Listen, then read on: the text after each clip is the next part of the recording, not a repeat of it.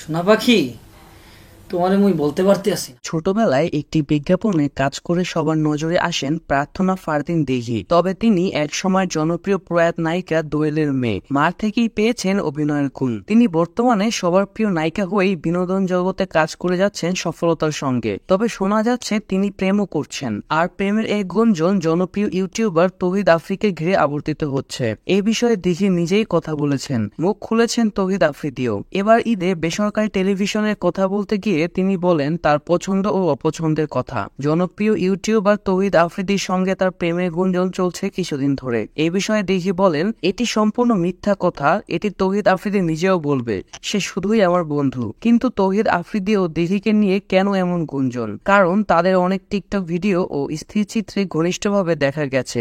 গুঞ্জন সেখান থেকেই শুরু হয়েছে।